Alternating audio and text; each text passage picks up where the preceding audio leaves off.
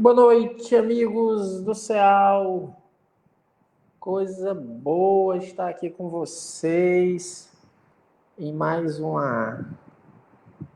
estudo da Revista Espírita.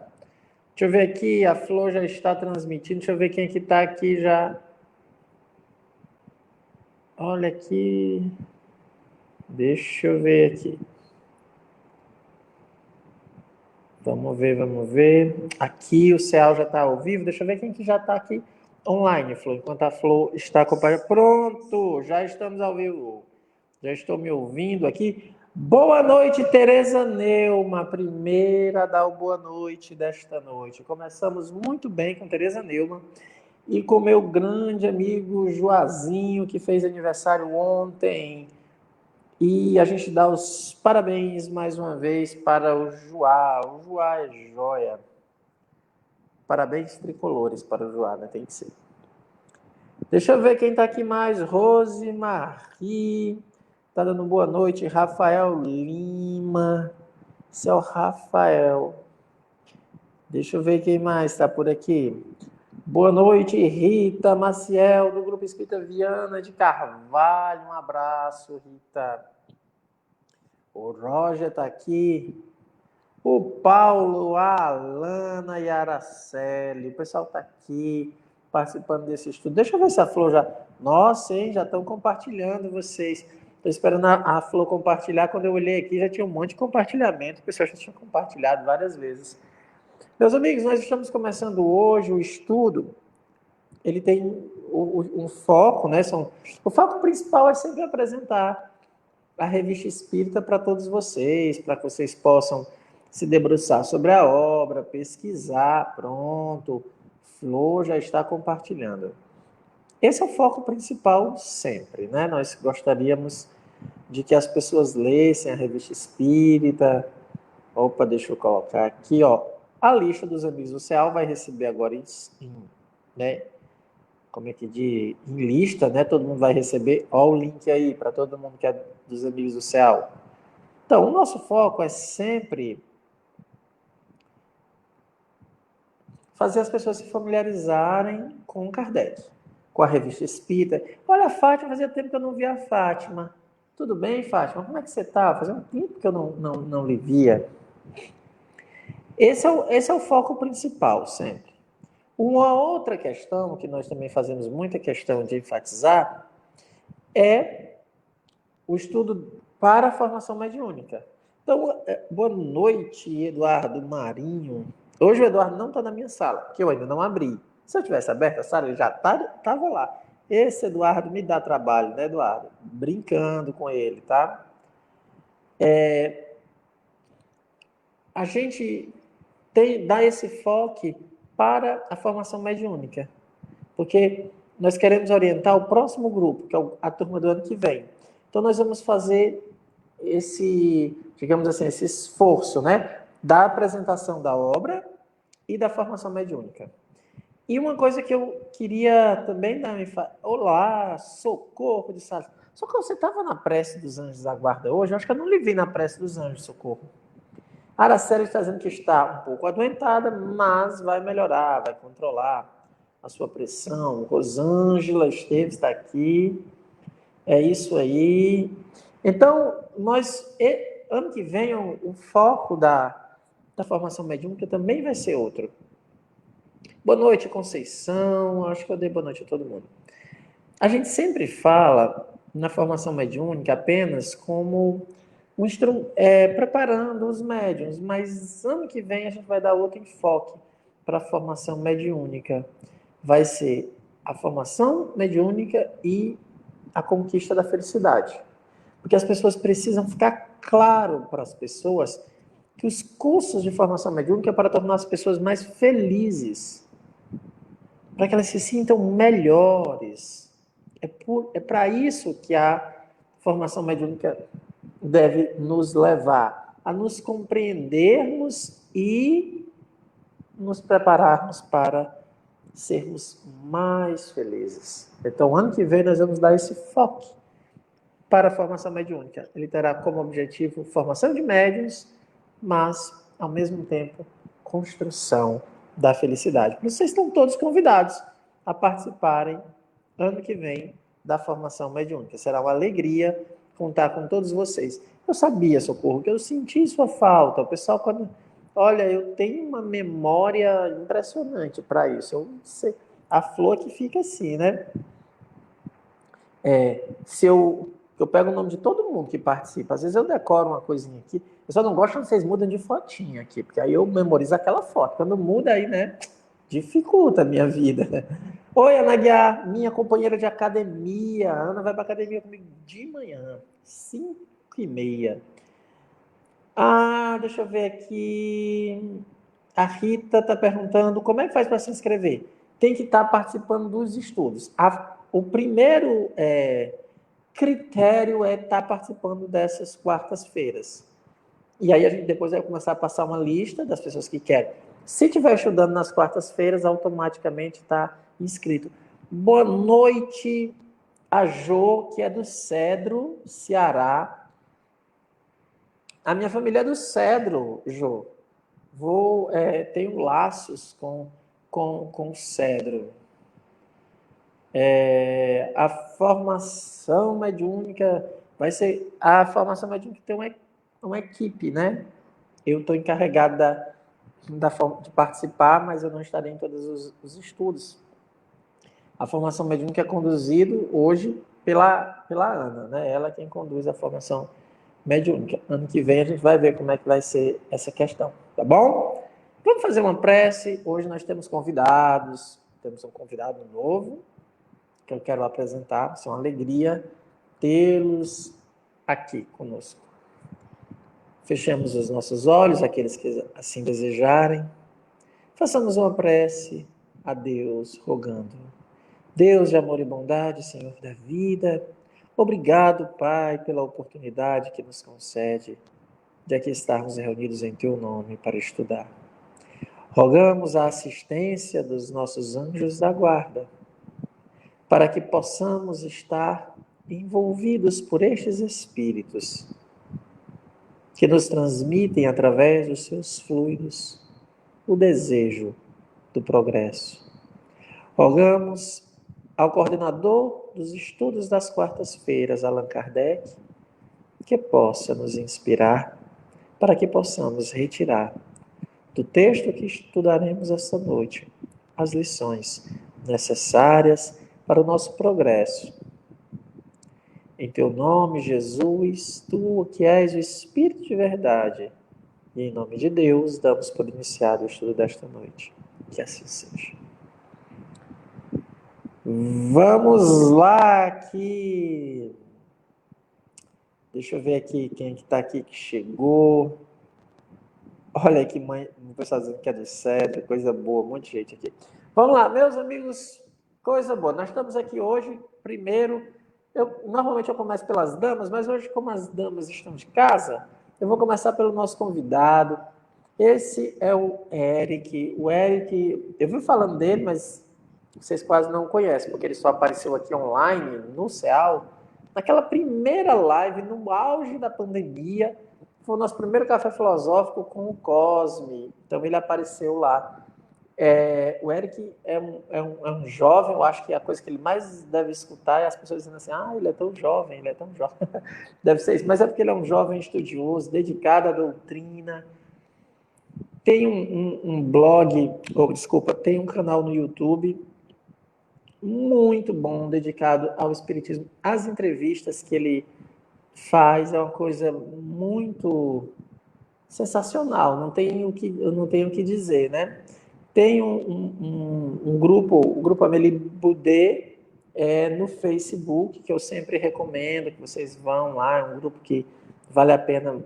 A gente tem umas discussões muito boas. Todo mundo sabe que eu tenho realmente muitas ressalvas a grupos de Facebook. As pessoas não são educadas, não são gentis, e quando as pessoas não são educadas e não são gentis, eu já me retiro, eu não participo de ambientes onde as pessoas não sejam educadas, porque Kardec ensinou que se não tiver urbanidade, não devemos nem participar.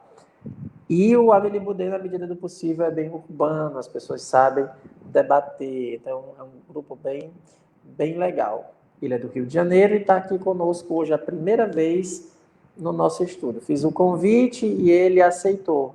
Seja bem-vindo, Eric. Que bom tê-lo aqui no CEAL. Muito obrigado, Cícero. Muito obrigado aos demais pelo convite. É um prazer participar do estudo e espero que seja proveitoso para todo mundo. Coisa boa. Daí a Flor já está divulgando o grupo de estudos espíritas Amélie Boudet. E no YouTube é o... fugiu o nome, Eric. Espiritismo em Kardec. Espiritismo em Kardec. Tá? É isso. E hoje, aqui estreando, já, embora tenha estreado sexta-feira, ou quarta-feira passada, mas agora como uma das nossas debatedoras fixas das quartas-feiras. Acho que eu nunca rezei tanto para uma pessoa perder o emprego na quarta. Eu vibrava assim, olha, não arranje, não dê aula quarta-feira à noite, não assuma nenhuma cadeira quarta-noite. Acho que eu vibrei tanto que eu quase fechei a faculdade que a outra trabalhava, de tanta vibração, do que eu preciso de ajuda aqui, né? Minha grande amiga Clícia, agora como debatedora fixa das quartas-feiras. Boa noite, Clícia. Boa noite, Cícero. Boa noite para todo mundo. Que bom a gente estar aqui com alguém carioca também, né? Expandindo aí os conhecimentos pelo Brasil afora. E se eu perdesse o emprego, eu ia mandar conta dos gatos para tua casa, viu? Pagaria com fluidos. Sempre pago com fluidos as contas. E, como todos sabem, comandando a nossa live, a nossa amiga Flor, responsável pelos textos, responsável por tudo, porque se não tivesse a Flor, a gente não ia, essa quarta-feira não andava, né? A quarta-feira não andava, a quarta-feira só anda por isso. Amigos, se vocês quiserem compartilhar, esse é o momento, compartilhem nos grupos que estão. Se isso for interessante para você, se isso for relevante, se o conteúdo for relevante, compartilhem, comentem, curtam aí, depois vai lá no YouTube, também está no YouTube, se inscreve no canal no YouTube. Essas são as questões. A gente tem percebido justamente isso, que agora nós estamos fazendo um refinamento, os grupos espíritas estão voltando e nós estamos cada vez mais focados em ler com calma. A gente antes tinha uma grande quantidade de pessoas e a gente tinha um papel que estava consolando todo mundo pela situação. Agora, esses todos que estão aqui assistindo são aqueles que querem, que gostam de estudar, né, que estão interessados em se aprofundar em Kardec. Muito obrigado pela possibilidade de vocês estarem aqui conosco. Alguém está perguntando assim, eu gostaria de ver a Flor. A Flor é o Lombardi. Ela não aparece. A Flor é para ser igual ao Lombardi. Ela cria uma expectativa, assim, né? Se tiver, assim, uma campanha, aparece Flor, aí a gente libera a imagem da Flor. Vamos lá, Flor? Libera o texto? A Flor não libera a imagem, não libera o texto. Estamos aqui com o texto. Usamos o IPEAC, sugerimos IPEAC, Kardecpédia. Baixem esses aplicativos, é uma maravilha. E você ter o Kardecpédia gratuito no seu celular, você tem todas as obras, não é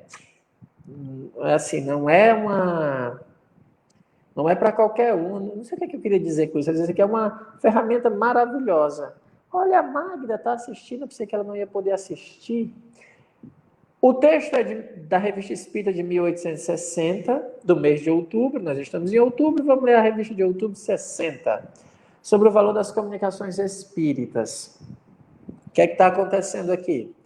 O Kardec recebeu um texto do senhor Jobá. O senhor Jobá, ele era uma pessoa muito ativa no movimento espírita de então. Ele se comunicava, ele era de Bruxelas, e ele se comunicava com todo mundo. Todas as revistas que eu já procurei, olha, nas revistas de magnetismo, nas revistas de espiritualismo, na revista espírita, o senhor Jobá, ele era bem solícito. O senhor Jobá, quando ele desencarnou, quando ele desencarnou, quando a gente for chegar no estudo, que chegar o momento dele desencarnar, o Kardec pediu para ele ser evocado por 10 médiuns, e ele se comunicou pelos 10 médiuns. Pense numa pessoa para gostar de falar, né? Os 10 médiuns deram comunicação, Kardec fez uma pergunta e ele respondeu aos 10 médiuns. O senhor Jobá é uma pessoa maravilhosa, alegre, ele é o primeiro das cartas que a maioria das pessoas nas cartas não assinavam o nome. Na revista Espírita elas não assinavam. Depois é que foi tendo a profissão de fé espírita, né? A coragem de assinar. O primeiro que assinou foi o senhor Jobá. Mandou uma carta lá colocando o nome. Pode publicar meu nome que eu não tenho problema com isso não. Então a gente tem uma gratidão muito grande ao senhor Jobá. Ele era um espírito muito vivaz. E ele escreve um texto, um artigo, e o Kardec publica, então é um artigo que tem relevância, o Kardec faz observações no final, e nós vamos estudar tanto o texto do Kardec para mostrar que é importante que os espíritas produzam, aqui não é um espírito que ele está produzindo, é um espírita, é alguém encarnado que estava produzindo conhecimento, estava construindo. Ano que vem vocês vão ver, todo mês o CEAL vai lançar a produção própria. Já tem várias pessoas escrevendo e a Clícia é uma dessas que está escrevendo e nós publicaremos um artigo por mês dos espíritas, das experiências que cada um está vivendo. A gente precisa retomar a produção feita por espíritos e por espíritas. Então, a gente ano que vem, que são nos 70 anos do CEAL, a gente vai, a Flor já está dizendo, vai ser a Revista Espírita do CEAL. A Flor já está ali, pensando em tudo, né? Mas nós vamos começar a produzir ano que vem textos. E aqui é um exemplo. O senhor Jobá apresenta um texto para a comunidade espírita e é publicado, o Kardec depois faz as observações. Então eu vou ler aqui os parágrafos iniciais, depois passo a palavra para os meus amigos, peço a todos que estão nos acompanhando que comentem. Lembro a todos que querem fazer o curso dos médios que esse texto é importante. Olha, sobre o valor das comunicações espíritas. Aquilo que recebemos do mundo dos espíritos tem valor? É sobre isso que nós iremos tratar. Inicialmente a voz é do Jobá. Depois nós vamos para as observações do Kardec. Algo me diz que não será hoje que nós iremos ouvir a colocação do Kardec. Mas eu sou uma pessoa de fé, embora menor do que um grão de mostarda, eu vou tentar. Diz-nos o senhor Jobá: a ortodoxia religiosa confere um papel de demasiada importância a Satã e aos seus supostos satélites, que apenas deveriam ser chamados espíritos malignos, ignorantes, vaidosos e quase todos manchados pelo pecado do orgulho que os perdeu. Nisto, eles não diferem em nada dos homens, dos quais fizeram parte durante um período muito curto, em relação à eternidade de sua existência pneumática, que pode ser comparada a de um corpo que passou ao estado volátil.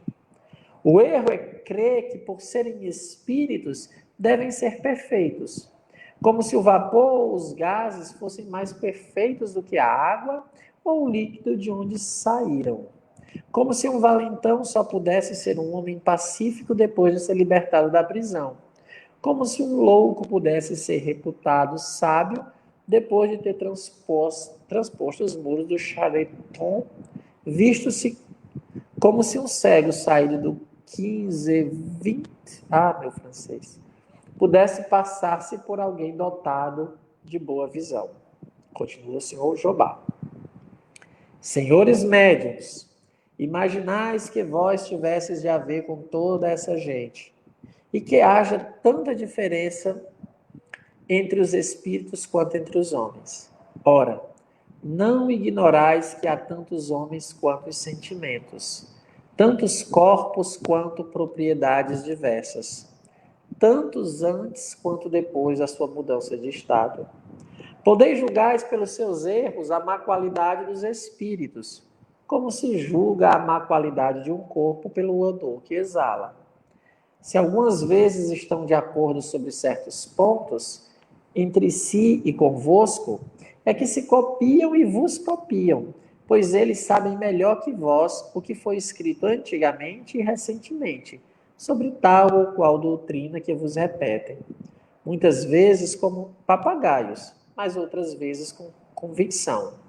Se forem espíritos estudiosos e conscienciosos, como certos filósofos ou sábios que vos dessem a honra de vir conversar e discutir convosco. Mas ficai persuadido de que não vos respondem senão o que sentem estardes em condição de compreender. Sem isto só vos dizem vulgaridades, e nada que ultrapasse o alcance de vossas inteligências e dos vossos conhecimentos adquiridos. Eles sabem, tanto quanto vós, que não se lançam pérolas aos porcos. Citam os evangelhos, se sois cristãos, ou ao Corão, se sois turcos, e facilmente se põem uníssono convosco, porque no estado pneumático tem a inteligência que os corpos materiais volatizados não possuem. Só nisto a comparação procedente não é exata. Se gostais de rir ou de fazer jogo de palavra, e tratais como espírito sério, ele vos enviará fascistas mais fortes que vós nas piadas e nos trocadilhos. Se tiverdes o cérebro fraco, ele vos abandonará aos mistificadores, que vos levarão mais longe do que gostaríeis. Em geral, os espíritos gostam de conversar com os homens. É uma distração e, por vezes, um estudo para eles. Todos o dizem. Não temais fatigá-los, visto que sempre ficarei fatigados antes deles. Mas não vos ensinarão nada além do que poderiam ter dito em vida. Por isso, tanta gente pergunta qual a vantagem de perder tempo em consultá-los, desde que não se podem esperar revelações extraordinárias, invenções inesperadas, panaceias, pedras filosofais, transmutações de metais, moto contínuo, pois eles não sabem mais do que vós sobre os resultados ainda não obtidos pela ciência humana. Se vos animam a fazer experiência, é que eles próprios estariam curiosos para lhe ver os efeitos. Por outro lado, só vos dão explicações confusas, como os pseudo-sábios e os advogados que fazem questão de vencer nos debates. Se se trata de um tesouro, eles vos dizem, cavai. De uma liga, dizem, soprai. Pode ser que buscando encontreis. Ficarão tão admirados quanto vós, e gabar-se-ão de vos haverem dado os bons conselhos. A vaidade humana não os abandona. Os bons espíritos não vos afirmam que encontrareis a solução, como os maus, que não têm escrúpulos em vos arruinar. É nisto que jamais deveis fazer abstração do vosso julgamento, do vosso livre-arbítrio, de vossa razão. Que dizeis quando um homem vos induz a um mau negócio? Que é um espírito infernal, diabólico. Então, o espírito que vos aconselha mal não é mais diabólico, mais infernal. É um ignorante, um mistificador a mais. Mas não tem missão especial, nem poder sobre-humano, nem grande interesse em vos enganar. Ele usa igualmente o livre-arbítrio que Deus lhe deu, como a vós, e como vós pode fazer dele bom ou mau uso. Eis tudo. É tolice acreditar que ele se liga a vós durante anos e anos para tentar alistar a vossa pobre alma no exército de Satã. De que adianta a Satã um recruta a mais ou a menos, quando eles chegam espontaneamente aos milhares de milhões sem que ele se dê ao trabalho de recrutá-los? Os eleitos são raros, mas inumeráveis os voluntários do mal. Se Deus e o diabo têm, cada um, o seu exército, só Deus necessita de recrutadores. O diabo pode poupar-se ao trabalho de preencher os seus quadros. Como a vitória está sempre do lado dos grandes batalhões, julgai da sua grandeza, do seu poder e da facilidade dos seus triunfos em todos os pontos do universo e, sem ir muito longe, olhai em torno de vós. Eu vou continuar lendo todo o texto do Jobá, a gente faz a pausa, depois a gente vai para o Kardec, tá? Mas tudo isso não tem sentido, desde que hoje se sabe facilmente conversar com a gente do outro mundo. É preciso aceitá-los como são e pelo que são. Há poetas que podem ditar bons versos, filósofos e moralistas que podem ditar boas máximas, historiadores que podem dar esclarecimentos sobre sua época, naturalistas que podem ensinar o que sabem ou retificar os erros que cometeram, astrônomos que podem revelar certos fenômenos que ignorais, músicos, autores que podem escrever suas obras póstumas e que até têm a vaidade de pedir sejam publicadas em seu nome. Um deles, que havia feito uma invenção, indignou-se ao saber que a patente não lhe seria entregue pessoalmente. Outros não fazem mais caso das coisas terrenas do que certos sábios. Alguns assistem com prazer infantil à inauguração de sua estátua, e outros não se dão ao trabalho de revê-la e desprezam profundamente os imbecis que lhe prestam essa honra, depois de os haverem desconhecido e perseguido em vida. A propósito de sua estátua, Humboldt disse apenas uma palavra: ironia. Um outro deu a descrição da estátua que lhe prepararam e que sabe não havê-la merecida, ao grande ladrão, os roubados agradecidos. Em resumo, devemos considerar como certo que cada um leva consigo o seu caráter e as suas aquisições morais e científicas. Os tolos daqui são os tolos de lá. Lá se acham os larápios que não encontram bolsos a esvaziar, os gulosos que nada mais encontram para fritar, os banqueiros que nada mais podem descontar e que sofrem para as privações. É por isso que o Espírito Santo, o Espírito de verdade, nos recomenda o desprezo das coisas terrenas, que não podemos carregar nem assimilar, que só pensemos nos bens espirituais e morais que nos acompanham e nos servirão pela eternidade, não só de distração, mas como degraus para nos elevarmos incessantemente na grande escada de Jacó, na incomensurável hierarquia dos espíritos. Assim, vede quão pouco caso os bons espíritos fazem dos bens e dos prazeres grosseiros que perderam ao morrer, isto é, ao entrarem em sua pátria verdadeira, como eles dizem. Semelhantes a um sábio pioneiro arrancado subitamente de seu calabouço, não são suas roupas, seus móveis, seu dinheiro que ele lamenta, mas os seus livros e os seus manuscritos. A borboleta que sacode o pó de suas asas antes de retomar o voo se preocupa muito pouco com os restos do casulo que lhe serviu de habitáculo. Assim, um espírito superior como o de Buffon não lamenta o seu castelo de Montbard mais do que Lamartine lamentará seu castelo de Saint-Poi, que tanto preza em vida. É por isso que a morte de um sábio é tão calma e a do humanimal tão horrível, porque este último sente que, perdendo os bens terrenos, tudo perde, e por isso a ele se agarra como ao avarento ao seu cofre forte. Seu espírito nem mesmo pode afastar-se deles. Prende-se à matéria e continua a assombrar os lugares que lhe foram caros, e em vez de fazer incessantes esforços por quebrar os laços que o retêm à terra, a ela se prende como um desesperado. Sofre verdadeiramente como um danado, por não mais poder usufruí-los. Eis o inferno, eis o fogo que esses reprobos se esforçam para tornar eterno. Tais são os maus espíritos que repelem os conselhos dos bons e que necessitam do auxílio da razão e da própria sabedoria humana para fazê-los decidir-se a largar a presa.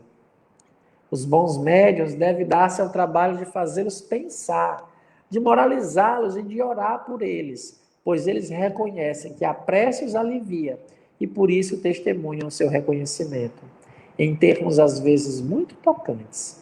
Isto prova a existência de uma solidariedade comum entre todos os espíritos, livres ou encarnados, porque, evidentemente, a encarnação não passa de uma punição e a terra não passa de um lugar de expiação, onde somos postos, como diz o salmista, não para nosso divertimento, mas nos aperfeiçoarmos e aprendermos a orar a Deus, estudando as suas obras.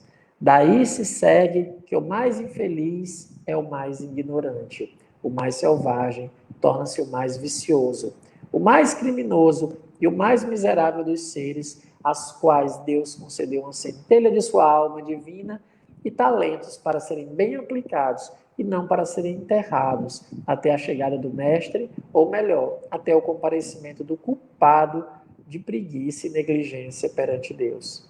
Eis como se apresenta verossímil para uns e verdadeiro para os outros o mundo espírita, que a uns infunde tanto medo e a outros tanto encanta, e que não merece nem tanto excesso de homenagens, nem tanto ultrajes.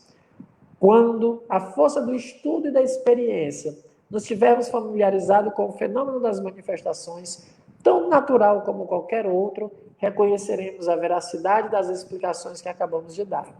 O poder do mal, que é atribuído a alguns espíritos, tem por antítese o poder do bem, que se pode esperar de outros.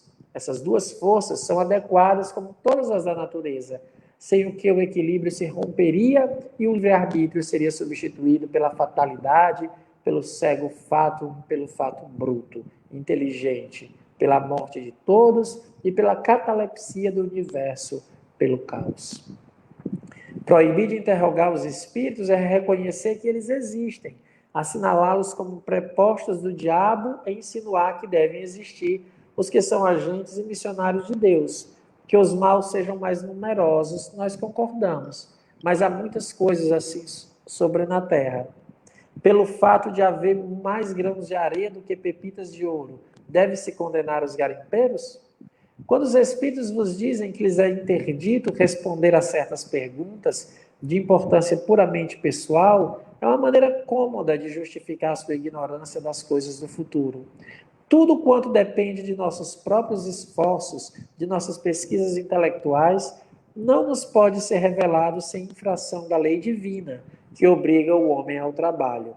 Seria muito cômodo para o primeiro médium que surgisse, tomado por um espírito familiar complacente, adquirir sem esforço todos os tesouros e todo o poder imaginável, desembaraçando-se de todos os obstáculos que os outros vencem com tanta dificuldade. Não. Os espíritos não têm tal poder e fazem questão de afirmar que lhes é interdito tudo o que lhes pedis de ilícito.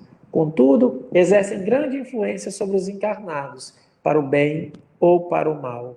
Felizes aqueles a quem os bons espíritos aconselham e protegem. Tudo lhes sai bem se obedecem às boas inspirações, que, aliás, não recebe se não as houverem merecidos e se pagarem o preço equivalente ao sucesso que lhes é dado por acréscimo. Quem quer que espere fortuna deitado na cama, não terá muita chance de atraí-lo. Tudo aqui depende do trabalho inteligente e honesto, que nos dá um grande contentamento interior e nos livra do mal físico, concedendo-nos o dom de aliviar o mal alheio, pois não há médium bem-intencionado que não seja magnetizador e curador por natureza. Entretanto, eles ignoram possuir tal tesouro e não sabem utilizá-lo. É nisto que deveriam ser melhor aconselhados e mais poderosamente ajudados por seus bons espíritos. Tem-se visto milagres análogos ao que acaba de ser alvo Duque de Seleusa, príncipe Vasto, no Café Nocera, em Nápoles, a 13 de junho último, a qual acaba de publicar que foi curado instantaneamente de uma doença considerada incurável, do qual sofria há 10 anos pelas simples palavras de um cavaleiro francês, a qual contava seus sofrimentos. Há outros que fazem tais coisas em diversos países, na Holanda, na Inglaterra, na França, na Suíça, mas eles se multiplicarão com o tempo. Os germes estão semeados. Os médiuns devidamente advertidos pelos espíritos terrenos, os médiuns devidamente advertidos pelos espíritos terrenos quanto à natureza, aos usos e aos costumes, nada mais tem a fazer do que conduzir-se de acordo. Quanto aos espíritos celestes, ou de uma ordem transcendente, é tão raro se comunicarem com indivíduos que ainda não é tempo de falar deles. Eles presidem o destino das nações e as grandes catástrofes, as grandes evoluções dos globos e das humanidades. No momento estão operando. Esperamos com reconhecimento as grandes coisas que vão acontecer. Renovabum faciente ra. Jobá. Esse é o texto do senhor Jobá. Nós teremos que ver que ele produziu conhecimento a partir do que ele sabia.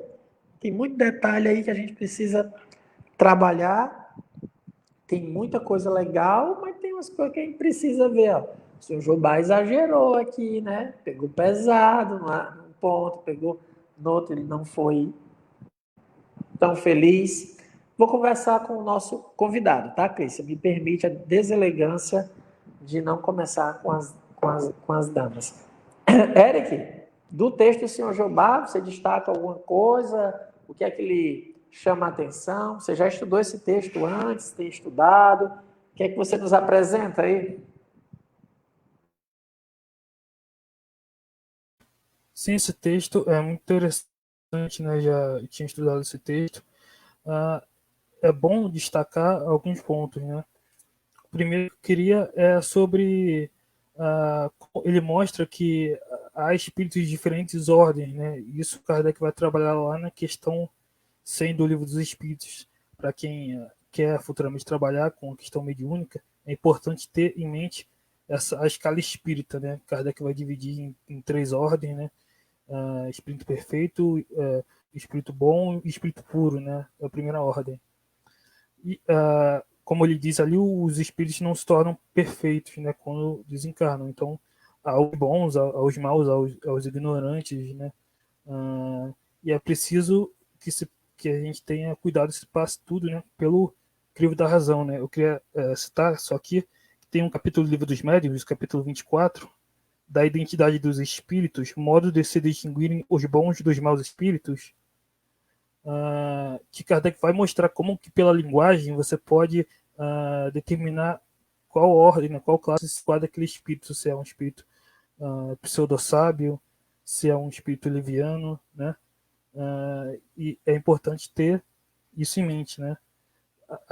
A escala espírita e essa análise desse crivo racional, né? Kardec vai dizer que a escala espírita é a chave da ciência espírita, né?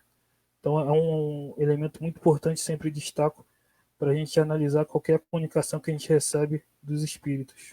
Muito bem lembrado, a escala espírita. Isso aí é a sua contribuição inicial. O Eric vai fazer outros destaques, o texto é longo, tem muito pano para manga. Clícia, como jornalista, professora de comunicação, o que você achou do texto? Não estou... Também, se você não for jornalista nem professor de comunicação, pode também falar, tá? Eu falei isso só porque aí é um viés, né? É um artigo que veio com a revista, é sempre bom analisar com esse seu olhar. O que é que você destaca? Bem, primeiro, boa noite de novo para todo mundo que está chegando. Eu acho que a primeira coisa que eu queria destacar é como eu fiz a leitura do texto. Porque eu penso que, às vezes, a gente fala, né, e às vezes a teoria fica um pouco distanciada da nossa prática. A primeira leitura que eu fiz desse texto, assim que eu li, eu estava movida por algumas coisas. Entre elas, a vontade de que as pessoas percebessem a importância da análise das comunicações espíritas, né? Que isso precisa ser feito sistematicamente por todos aqueles que se colocam na condição de diálogo com os espíritos. Então, eu já fui ler o texto com essa ideia no meu coração.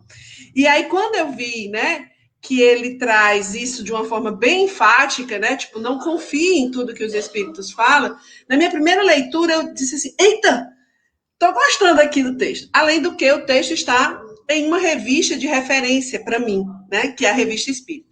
Mas o texto vai acontecendo e eu começo a achar assim, nossa, tá meio esquisito. Na segunda leitura, eu me coloquei a criticar alguns aspectos do texto, embora conseguisse também observar esses pontos interessantes, né?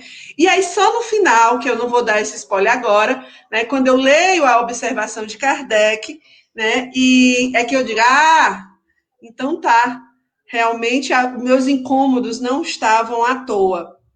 Né? E é isso que eu estou dizendo, é porque muitas vezes, quando a gente entra em contato com os espíritos, a gente vai com uma disposição crédula.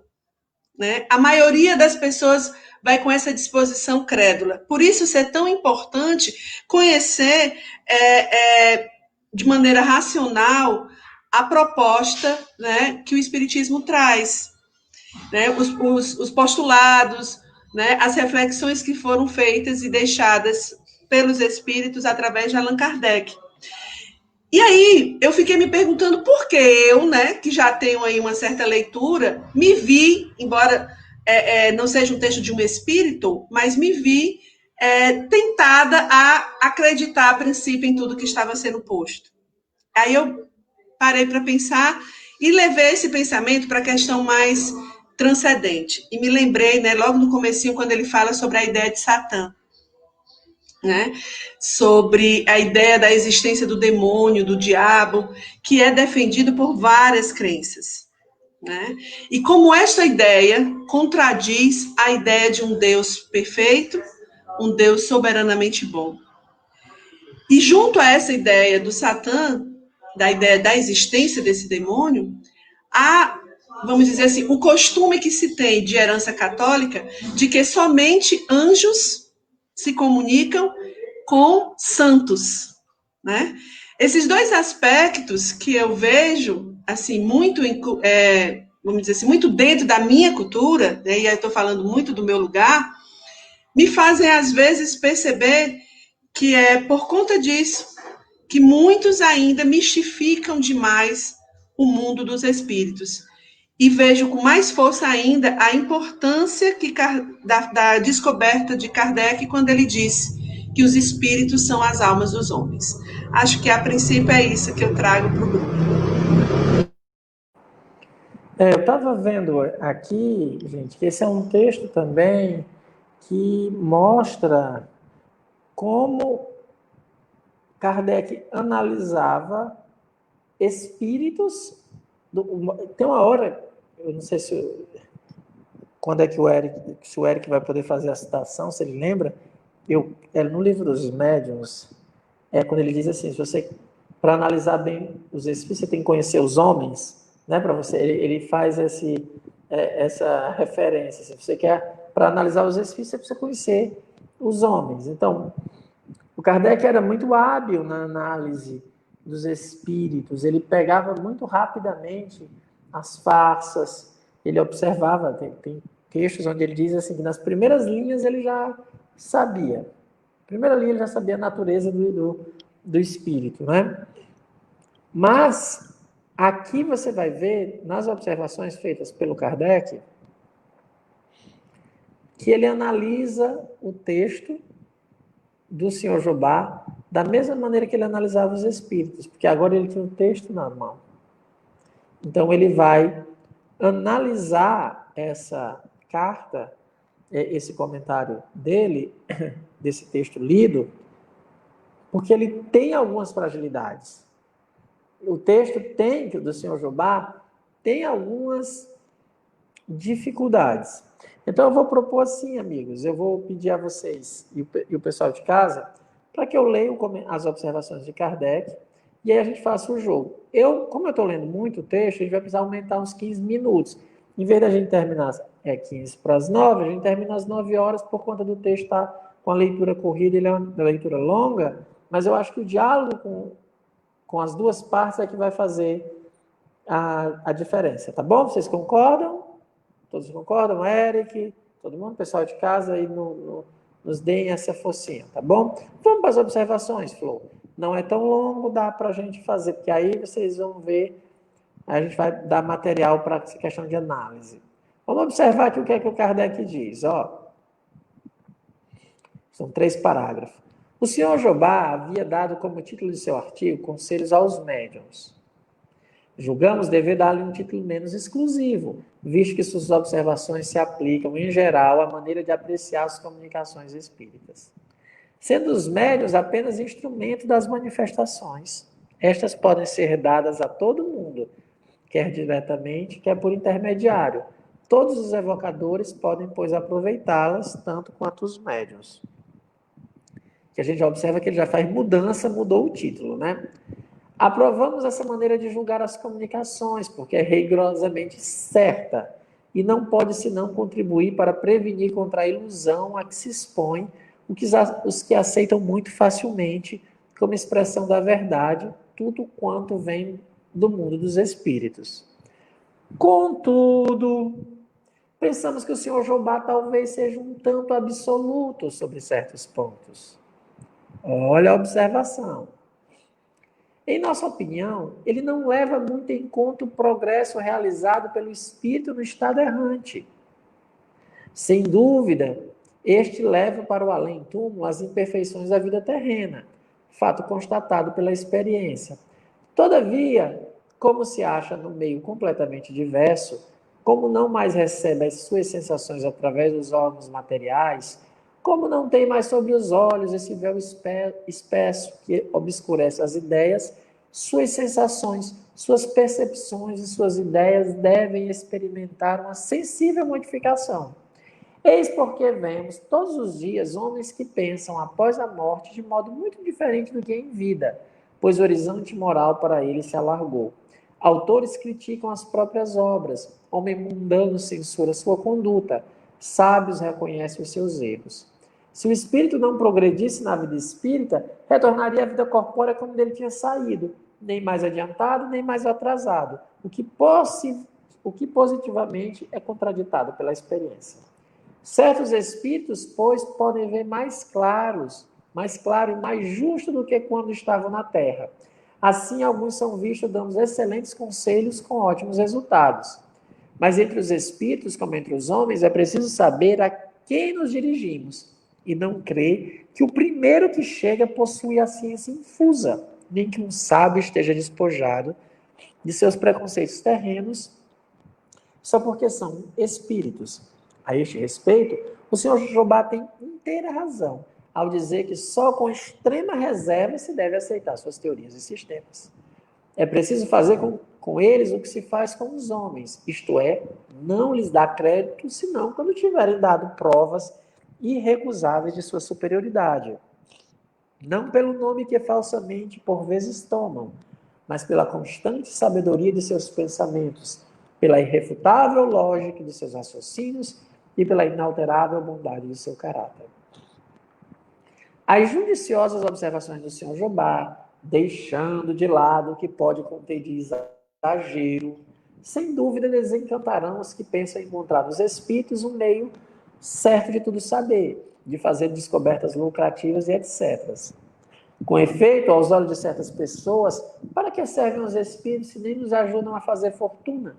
Pensamos que basta ter estudado um pouco a doutrina espírita para compreender que nos ensina uma porção de coisas mais úteis do que saber se ganharemos na bolsa ou na loteria. Mas, mesmo admitindo a hipótese mais rigorosa, segundo a qual seria completamente indiferente dirigir-se aos espíritos ou aos homens para as coisas deste mundo, não representa nada o fato de nos darem a prova da existência de além-túmulo? De nos iniciarem no estado feliz ou infeliz dos que nos procederam?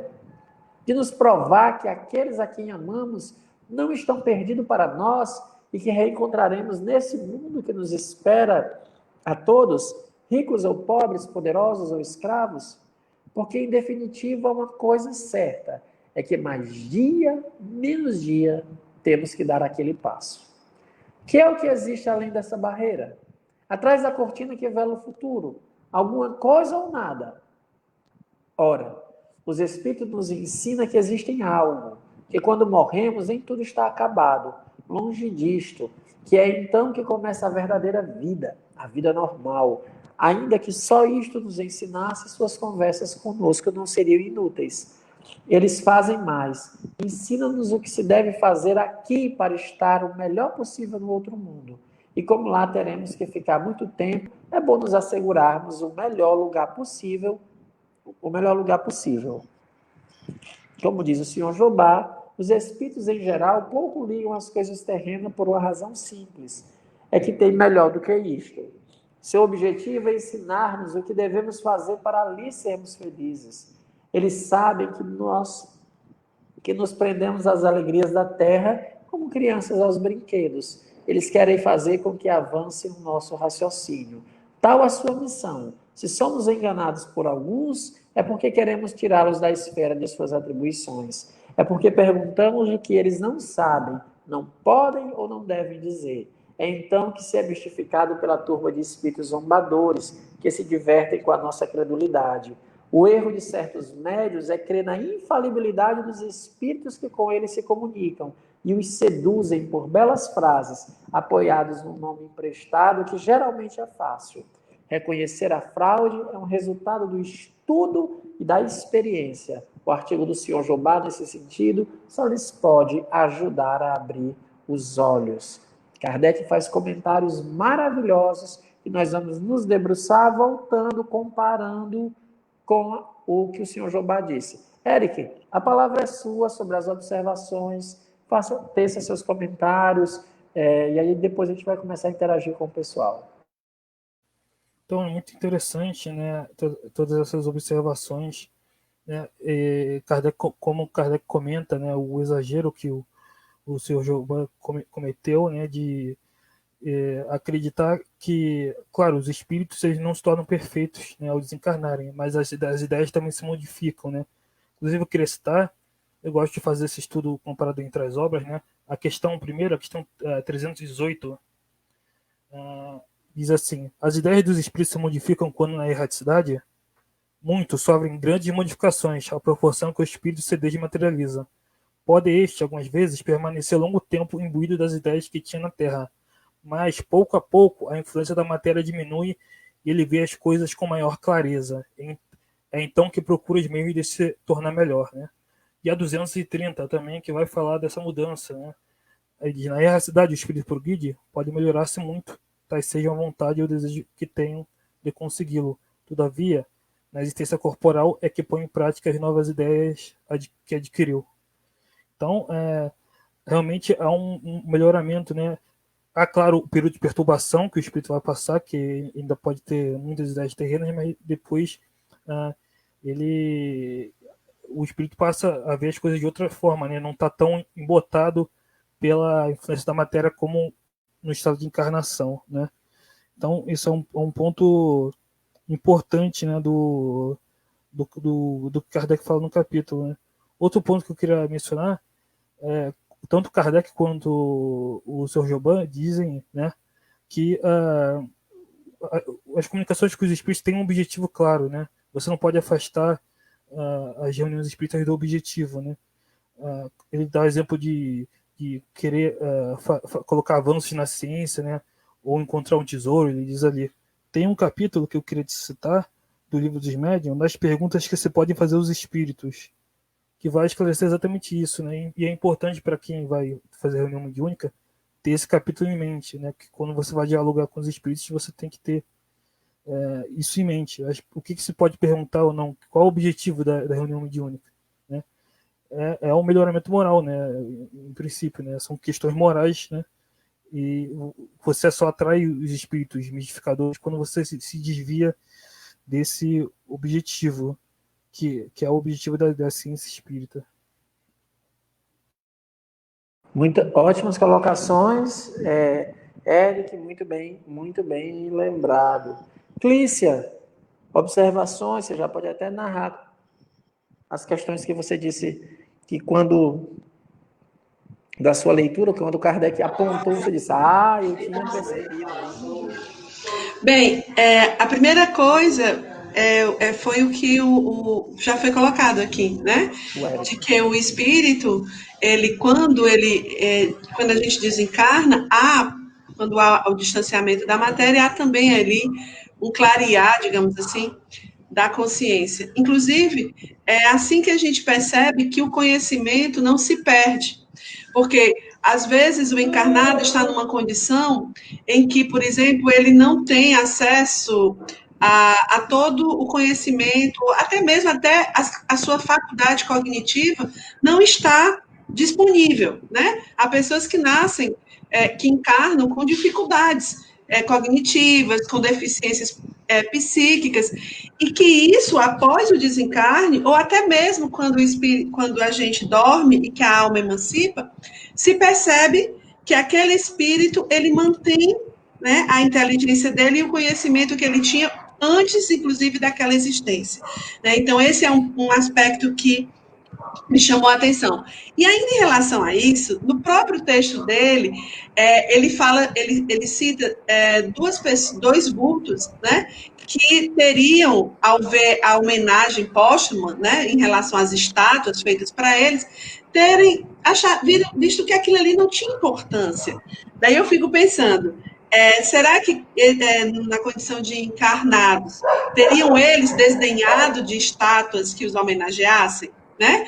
Então, a percepção pós-morte, né, do espírito que se afasta, né, daquela sua vida, da sua última vida terrena, e começa a se perceber como espírito.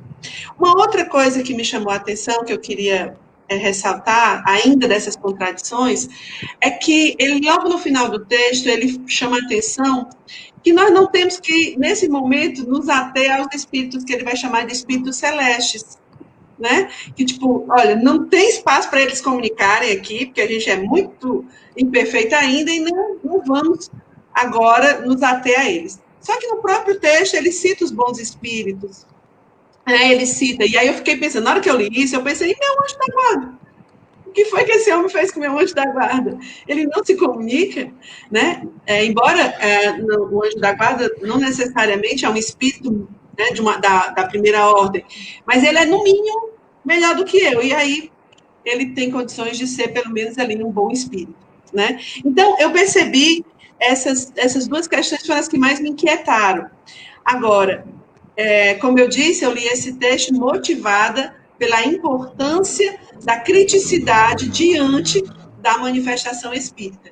E logo, logo no comecinho do texto dele, né, para que a gente não fique só criticando, que a gente não fique só criticando o Jobard, né, ele diz assim: o erro é crer que, por serem espíritos, devem ser perfeitos. E aí a gente percebe a grande contribuição do espiritismo, que tenta tirar o misticismo em torno das manifestações dos espíritos, né? E aí, a partir dessa frase, que se une, né, à constatação de que os espíritos são as almas dos homens, a gente tem uma explicação racional, ela é no mínimo de bom senso, que é você olhar com criticidade qualquer comunicação que te chegue, né? Acho que é isso. Eu Oi? concordo, senhor. Concordo. O senhor Jobá, ele é bem irônico no texto, né? Tem hora que ele fala assim que o demônio não precisaria, né, buscar, né, fazer prosélitos, porque a gente já vai com muita facilidade, né? Essa parte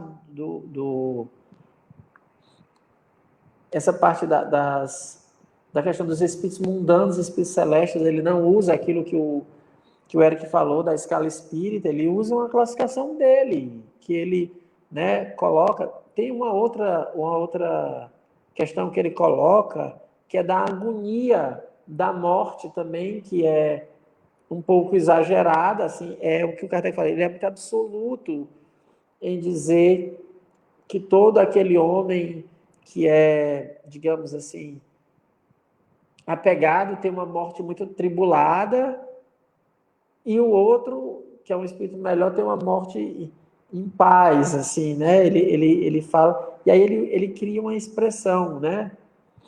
É por isso que a morte do sábio é tão calma e a do humano animal, eu não sei como é que está essa coisa no francês, como é que ficou esse trocadilho aqui, né?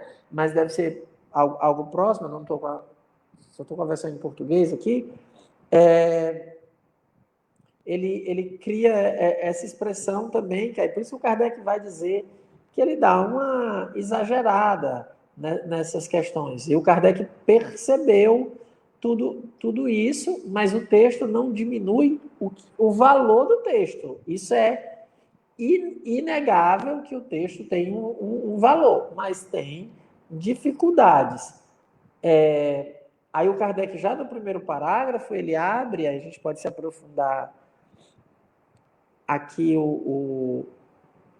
A Denise Lopes está perguntando, Flor, coloque aí, existe um demônio encarnado? Não, não existe. Ele tá justamente, que ele está com ironia em torno disso, tá? Não existe. O que existe são espíritos, existem espíritos maus. Lembrei também, tem uma parte que ele diz que a encarnação na Terra é só por expiação. Vocês viram, né, no texto, né, tem uma hora que ele diz assim, né, que é só uma expiação. Se alguém achar aí no texto para ler, tem uma hora que ele também, ele é muito absoluto em alguns dos seus pontos, né? Ele faz uma citação que eu disse assim, isso aqui também, ele está muito absoluto. Aí, até no título, que era um título exclusivo, o cara diz, não, isso é geral. Esses conselhos podem ser geral. Então, veja, o texto é aproveitável, tem muita coisa boa para a gente tirar, notando que ele está fazendo uma ironia, né? Agora aqui, ó, deixa eu ver aqui. O primeiro ponto é o que o Eric falou. O progresso no mundo dos espíritos que ele não leva em conta. Ele leva em conta. Por quê?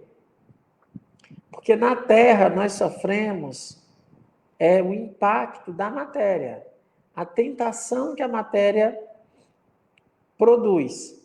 Então nós temos isso, né? Nós temos o impacto da matéria, de estar encarnado, das paixões que quando a gente está encarnado, a matéria produz. Eu sei que o Eric gosta desse tema, das paixões, dessa questão toda, ele já citou a alteração nas percepções, mas eu queria, antes de perguntar ao Eric se ele quer completar alguma coisa sobre essa questão de quando está encarnado, as paixões, eu estou lendo, né? Você já não aguenta mais me ouvir falar de Platão, mas vocês, olha, gente, são 35 livros, então vai ter eu vou ficar citando bastante aqui, viu? Até porque cada livro eu estou passando muito tempo para me debruçando sobre e vendo que agora, como eu estudei mais o Espiritismo, eu consigo ler subtextos que eu não lia, né? E aí eu estou debruçado total, acho que umas 2 semanas, tentando entender o banquete em todas as suas nuances. E eu achei interessante que eu fiz uma percepção só com o meu conhecimento espírita, que é assim, o banquete é uma festa entre amigos, que os amigos vão para falar sobre o amor. É isso, basicamente é isso. São 6 discursos, e depois me aparece Alcebiades para fazer um elogio a Sócrates. E o que é que acontece? O responsável pelo discurso, o responsável por aquele banquete é Agaton, que era um trágico ateniense que tinha ganhado um prêmio. E ele fora, na noite anterior, aplaudido por 30 mil pessoas lá no teatro, né? Ganhou os louros da fama, né? Todos os prêmios. E teve um banquete naquele dia, onde as pessoas comiam e bebiam até cair. Tinha que beber até cair. O pessoal bebia mesmo, né? No dia seguinte, como se fosse o segundo banquete, aí nesse o Sócrates vai. Nesse primeiro ele não vai. No segundo ele vai. E aí o pessoal diz assim, olha, a gente não aguenta mais beber. É até um médico que fala. Eu esqueci o nome do médico. Eu sei o nome de todos eles, mas agora como a gente não está acostumado com o nome grego, né? Assim, é mais difícil memorizar. Ele não participa, né? Ele aconselha que beber não era. Fedro fala logo que não aguenta mais beber. Aristófanes, então ninguém aguenta mais beber. E aí ele disse assim, né? Então vamos falar sobre o amor, sobre Eros. Aí o que foi que eu percebi? Olha Sócrates, espírito superior.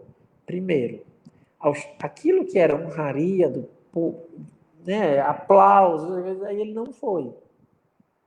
Aquilo que depois de você ter, a matéria já não dava mais prazer, porque os títulos, os aplausos de 30 mil pessoas já passou, já comeram tudo, já beberam, já estava nas orgias do outro dia, acabou. Agora, no outro dia, o que é que nos resta? Aí a gente vai pensar, depois que a matéria te oferece tudo, Depois que ela, né, você tira, é que a gente começa a pensar nas questões do espírito. Mas primeiro a gente tenta sempre a satisfação da matéria. Só no segundo momento é que você vai para pensar nas questões do espírito. Então eu queria citar essa passagem que eu achei muito relevante no banquete, assim como outra, né, que Sócrates nunca se embriagava.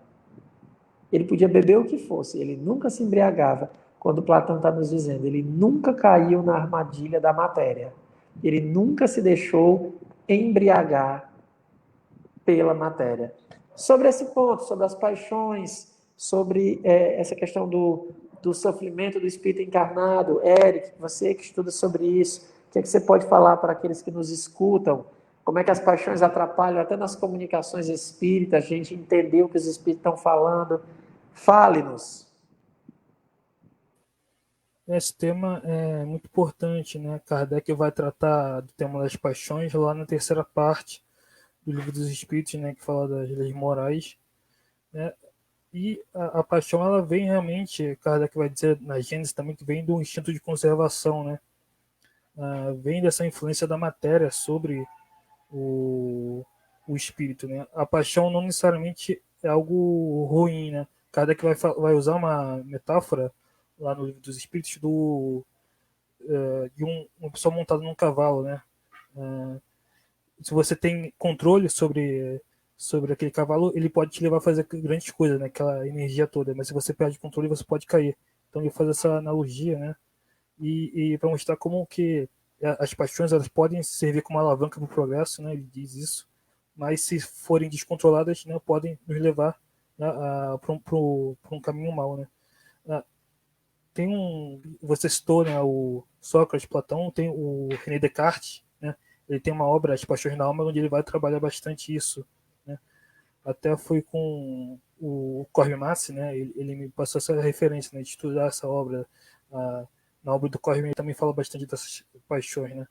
Estudar essa obra do Descartes que vai ter muito a ver com o que Kardec trabalha lá. E essas paixões, né, essa influência da matéria, né, aqui, quando a gente está encarnado, ela está com toda a força, né? Então, e com o espírito desencarnado, muitas vezes ele não perde as paixões, né? Tem uma questão do Livro dos Espíritos que pergunta, né, os espíritos, eles perdem nossas paixões, nossas emoções? Não, né? Mas os espíritos inferiores continuam com as más paixões, né? Ainda, né? Mas essa influência encarnada com certeza é maior, né? Já os espíritos bons, eles continuam com as boas paixões, né? E o espírito puro, né? Ele, como diz lá, ele não tem nenhuma influência da matéria, né? Então ele já lá na escala espírita diz isso, então já se livrou completamente dessa influência, de qualquer influência da matéria, né? O espírito bom ainda tem influência, mas é controlado, né? É o domínio do espírito sobre a matéria. No espírito da terceira ordem é o contrário, a matéria domina o espírito, né? Aí no espírito puro não tem nenhuma influência da matéria, Kardec vai dizer lá na escala espírita, ou seja, acabou completamente essa influência e já é completamente livre disso. Daí talvez, né, a gente possa até entender, extrapolando, né, essa grande capacidade do beber, do Sócrates, né, nesse sentido de metafórico mesmo, né, de dizer assim, olha, eu estou aqui, eu estou encarnado, eu estou neste mundo, eu participo dessas atividades todas, mas eu não me embriago, né? Aqui o embriagar é sempre metafórico, né, gente? Porque a matéria nos embriaga muito. Imagina, gente, 30 mil pessoas lhe aplaudindo, dizendo que você é o melhor, dizendo que você é o melhor. Como isso não deve ser embriagante? E sim, de você ter o seu ego todo, né, assim, jogado. E depois, no final, o spoiler, para quem não gosta do spoiler no banquete, todos dormem e ele se mantém acordado e vai embora. Não se embriaga, não dorme. É muito interessante como ele não se deixa levar Não se pela corrompe. matéria. Não se corrompe. Não se corrompe. Isso É impressionante. Ele não se corrompe, ele não se deixa para levar. E é tanto que eu estou fazendo uma análise comparativa do banquete, onde o elemento é o amor, que para o Espiritismo, porque todos os discursos falam da importância do amor, ele já tinha tratado de vários discursos, ele tinha falado da República, ele já tinha falado muita coisa, mas como é que liga as coisas? Por isso que o banquete é o texto fundamental dentro da cultura ocidental, porque como é que as coisas se ligam de fato? O que é que nos une de fato? É o amor. Por isso que você tem que entender o que é esse negócio. Por isso você tem que entender que espiritismo é o que eu tenho costumado defender muito. É muito importante a gente associar o espiritismo à felicidade. Porque se a gente dissocia espiritismo de felicidade, a proposta dele não se realiza. A gente tem que saber, o espírita é feliz. O espiritismo gera felicidade. Por isso que eu disse, né? A nossa formação mediúnica vai ser formação mediúnica, é a conquista da felicidade. Porque o pessoal pensa que formação mediúnica é para afastar mal espírito, essas coisas assim. Não.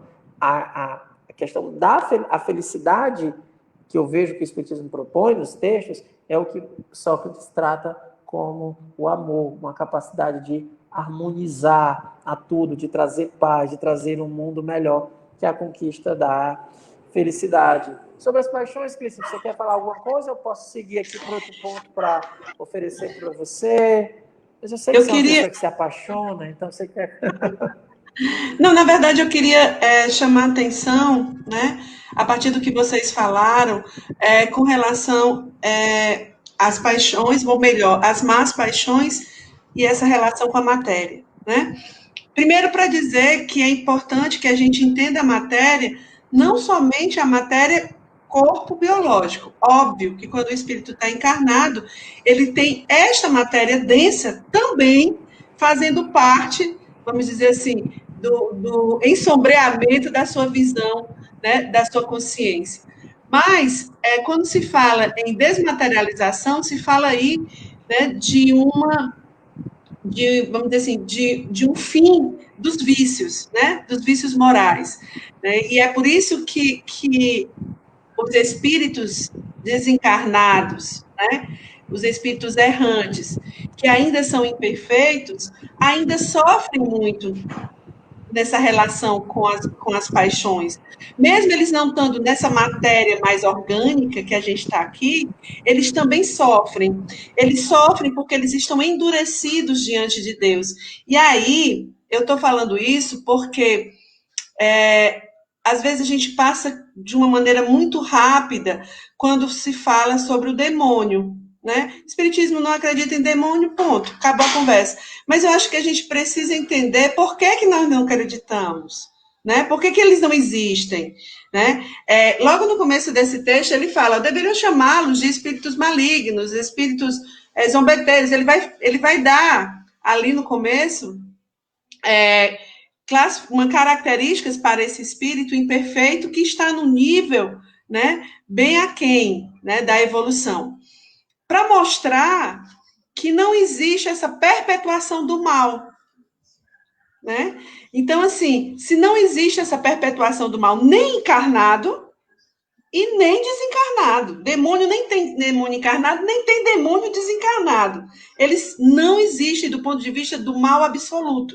Porque se eles existirem do ponto de vista do mal absoluto, Deus para de ser perfeito e soberanamente bom, já que ele é a causa de tudo. Ele seria a causa de um mal absoluto, né? Então, a gente precisa levar isso em consideração. Quando a gente espírita repete a 3x4 que os espíritos nada mais são do que a alma dos homens, a gente repete essa frase e não entende a frase. Né? Os espíritos, se são as almas dos homens, eles são de vários tipos. Eles têm diversos níveis de conhecimento e moralidade. Eles estão em processos de aprendizado, como nós estamos, nós seres humanos, né? Então, a gente precisa lembrar disso. Quando a gente lembra disso, a gente vai tirando um dos véus grandes do misticismo que envolve as as manifestações espíritas.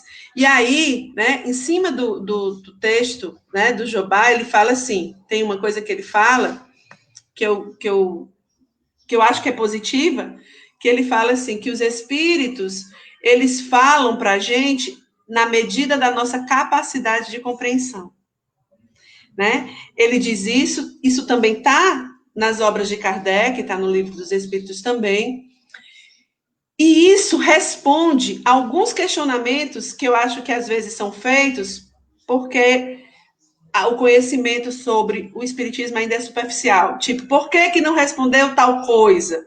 Por que não ampliou tal debate? Os debates apresentados no século XIX estavam de acordo, pelo menos os debates relacionados aos pontos do cotidiano dali, né, estavam de acordo com a capacidade do ser humano ali entender.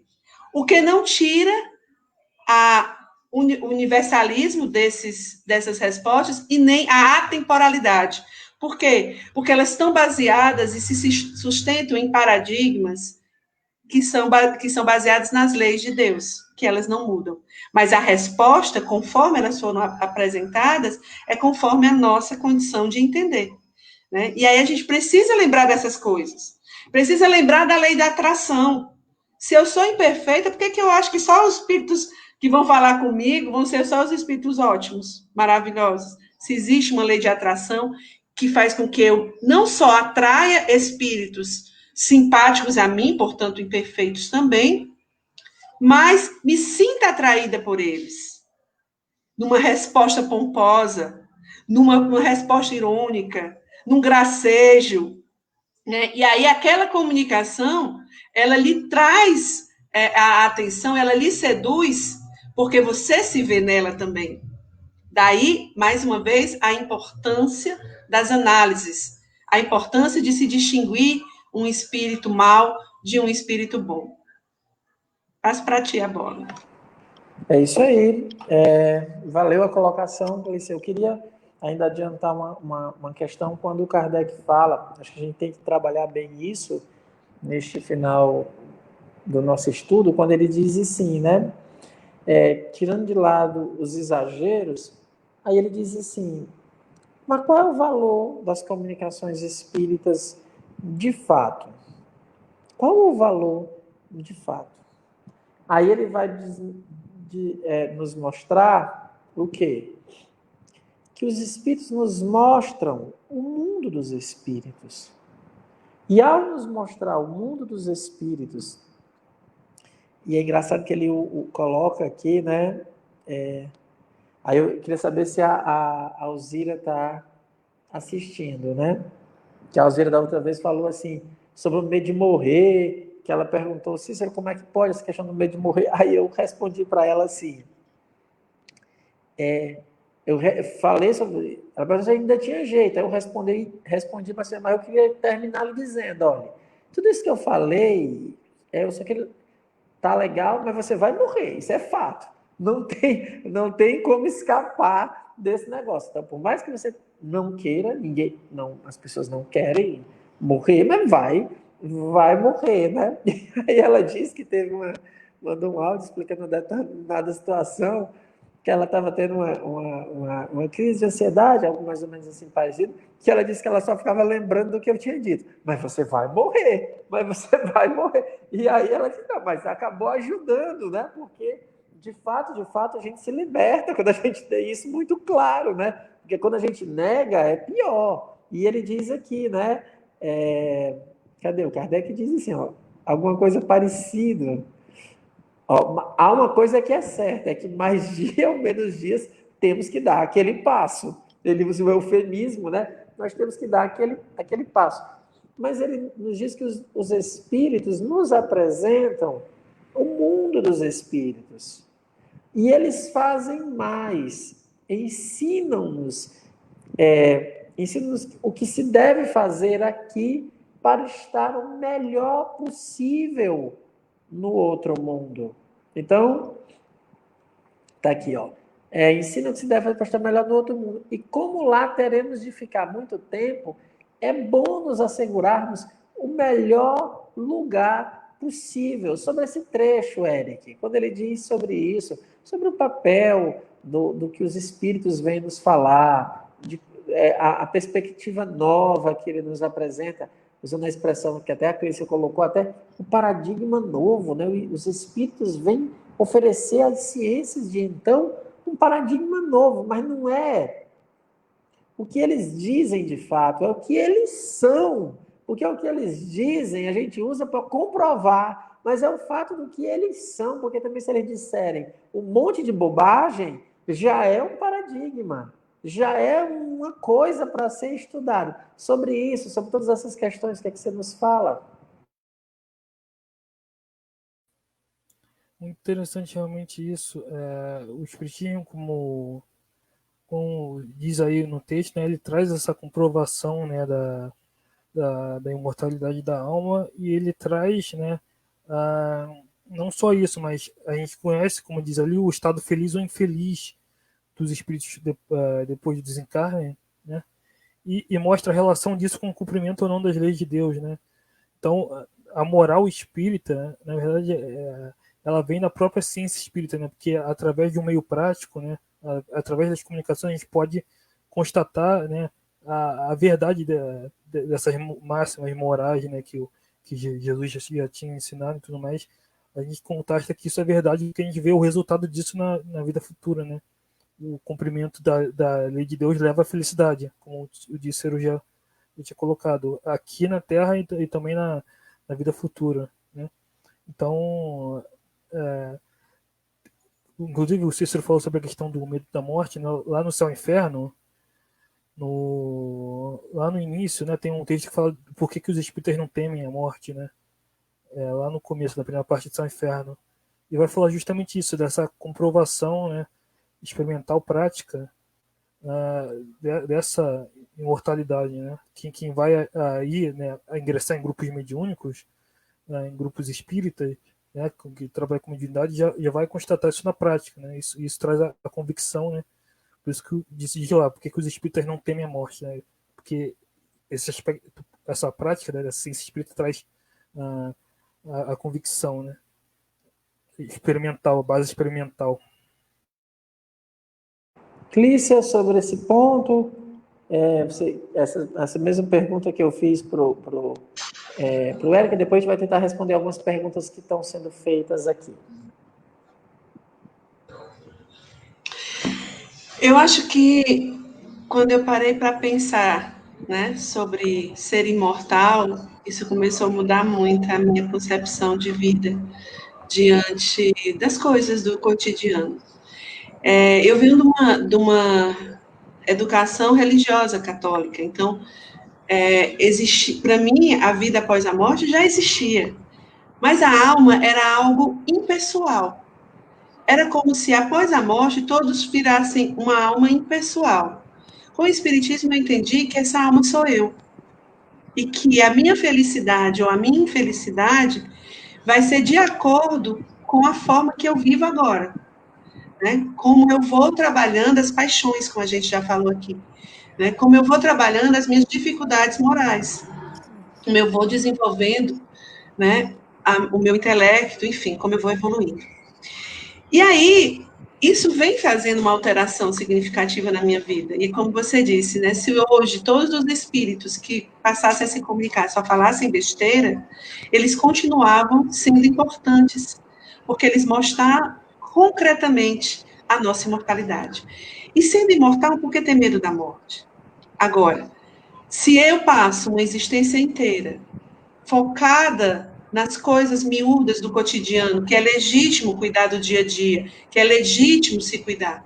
Mas se eu passo o tempo inteiro e coloco isso como centro da minha vida, por que eu acho que após a morte eu estarei aberta ao mundo dos espíritos? Por que achar que após a morte eu vou ver, por exemplo, os espíritos que me protegem de imediato, se eu estou tão focada na matéria, né? Então, o que acontece pós-morte depende de como eu levei a vida aqui. O exercício que eu fiz abrindo os olhos, né, os olhos do espírito, do meu espírito, no caso, minha alma. Eu queria. A Denise fez umas perguntas bem legais, tem muita gente fazendo pergunta legal. A Alzira se manifestou aqui, ela está falando aqui. Aqui, essa daqui do catecismo, Flor. Ó, quando eu fiz o catecismo, há décadas atrás, não tem décadas, deve ter sido há uns 2 anos atrás, Alzira, aqui, décadas. Eu tinha muito medo de morrer e ir para o inferno. Eu queria, não sei se o que é que o Eric pode dizer, eu acho que às vezes as pessoas têm uma visão equivocada, hein? Porque eu acho que as pessoas, não é seu caso, não estou falando de você, Denise, é que as pessoas costumam dizer que não tem céu nem inferno no Espiritismo. A gente tem que lembrar que o que o Kardec ele destrói, não assim, eu fui newtoniano agora, né? O que ele esclarece é que não existem regiões circunscritas destinadas para. Então, não existe o céu ou o inferno enquanto lugares. Ali, ó, ali embaixo, né, no centro, que é a fornalha, o negócio é quente, é o inferno. E o céu é uma abóbada acima. Então, o que o Kardec mostra com os seus argumentos é que ele não tem isso, mas o conceito de céu e inferno ele modifica, mas ele permanece como estados de sofrimento e estados de venturas. Só que agora é na alma, não são lugares, não são regiões. Mas o céu, enquanto sofrimento por conta do proceder, e o inferno, né? O inferno, o sofrimento e o céu, um estado de ventura e de felicidade, também de acordo com as suas escolhas, permanece. Você concorda, Eric, assim? Perfeito. Lá na questão 1012 do Livro dos Espíritos, Kardec vai falar exatamente isso, né? Não há lugares circunscritos, né, destinados para apenas ao gozo dos espíritos. Mas há, claro, um sofrimento, né? Ou uma alegria, no caso, não sofrimento material, mas sofrimento moral, né? No mundo espiritual. E o que o Espiritismo vai negar vai ser essa região circunscrita, né? E também que vai negar a questão da eternidade das penas, né? Perfeito. A pena é sempre temporária, né? E relativa ao esforço do espírito de se melhorar, mas tirando a questão da eternidade, né, e da região, há sim uma espécie de inferno moral, né, que é algo interno, não externo, né. Lá no Céu e Inferno, Kardec vai usar uma metáfora de uma pessoa num concerto de música. Pode ser 2 pessoas no mesmo concerto, mas uma pode ouvir e se encantar com a música, a outra pode não dar nem atenção. Então ele coloca como 2 pessoas no mesmo lugar, pode ter sensações completamente diferentes, né? Ou seja, não depende do lugar, né? É o estado íntimo, né, que importa.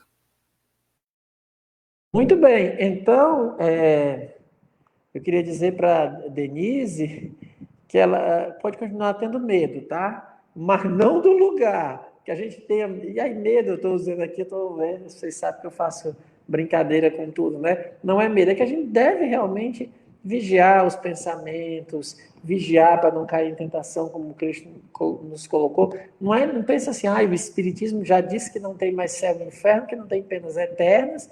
Mas cuidado, né? O espírito, quando está na erradicidade, ou né, nesse estado entre uma encarnação e outra, ele está sofrendo, na cabeça dele o tempo é completamente diferente. Então ele pode estar pensando que está sofrendo aí pela uma eternidade. Nós é que não devemos compreender assim, que a gente deve se arrepender, que todo espírito pode se arrepender, né? E sair do estado de sofrimento. É só para também não pensar assim que vale tudo, né? Agora eu estou tranquilo, né? Que tem um pessoal que gosta de deixar para a próxima encarnação, como se a próxima encarnação fosse assim, sabe? Eu entro numa loja e nota, né? Assim, não, na próxima, eu não comprei nessa loja, eu vou na próxima loja eu compro. Não é assim que as coisas são. Não é assim. É só a gente lembrar a parábola do talento, daquele talento que foi enterrado, quando o Senhor voltou de servidor mau e infiel. chamou de mau, mau e infiel, o rapaz que tinha enterrado o talento. Então, a gente não pode jogar uma encarnação fora, né, assim, por algo tão simples. Porque eu vou deixar que eu sou espírita, mas isso é muito comum, no linguajar espírita, faz, não, essa eu deixo para a próxima. Não deixe, não, é assim que as coisas são, não, viu? Não é desse jeito, não. Você não muda a providência divina só por sua conta, não, tá? Não é, vou ir para a próxima. Ela também falou uma outra pergunta sobre o medo de morrer. Ela fez uma pergunta das crianças, não sei se essas crianças que morrem, é hora da morte, Flor. Vamos ver aí se o pessoal consegue responder. Eu não entendi essa pergunta. Essa pergunta ficou deslocada. Ela vai ter que refazer. Eu não entendi. Precisa se preocupar com as crianças, com a semana. Não é essa. Eu acho que eu queria uma outra que era sobre a morte. Que ela fala. O pessoal gosta de perguntar sobre a morte. Cadê? O desencarne é um momento difícil, doloroso. E logo o espírito que foi para o outro plano está sendo assistido. Clícia, o que você acha? Seus estudos, né? Achismo aqui não vale, né? Você leu alguma parte? O que a gente tem visto aí nas reuniões? Em O Céu e o Inferno, se fala que a morte não dói, né? Que o momento específico da passagem não teria essa dor. Pelo que a gente conversa e pelo que a gente lê, a dor vem do afastamento que eu tenho de Deus. Quanto mais afastada estou, mais dores, mais sofrimentos eu sinto. Quando a gente pensa que céu e inferno não existem, né, como espíritas, né, e que não há penas eternas, parece que isso alivia. E alivia de algum modo, porque nos pode dar ânimo para tentar nos modificar, né, sabendo que a gente tem chance de consertar os erros.